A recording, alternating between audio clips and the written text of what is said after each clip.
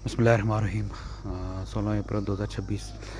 पानीवाला रावलाकोट आज़ाद कश्मीर एक खूबसूरत सुबह के साथ।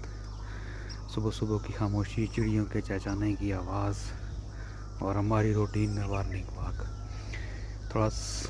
मैंने सोचा सबको आप यहाँ का नज़ारे करवा लेता हूँ।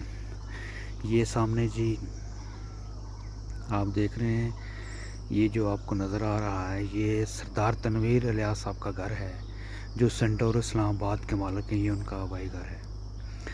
और इसी तरह आप जाएं सामने तो आगे ये पूरा खूबसूरत खूबसूरत इलाका है रावलाकोट का। कश्मीर सारा का सारा बहुत खूबसूरत है। और ये सामने आप देखें, ये अर्जा का इलाका है और ये आड़ी गैल है। और यहाँ से इस साइड पे अगर आप जाएं तो आगे बाग का इलाका आता है।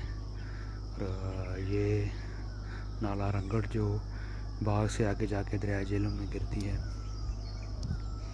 इस साइड पे अगर आप आ जाएं तो ये मेन रोड है जो रावलाकोट से मुजफ्फराबाद को जाती है। ये पानीवाला शहर यहाँ से शुरू होता है और ये इस तरफ रोड है, ये मुजफ्फराबाद की तरफ है। अर्जा से होके धीरकोट बरकवाला फिर मुजफ्फराबाद। बहुत खूबसूरत नज़ारे हैं कश्मीर के एक खूबसूरत सुबह के साथ।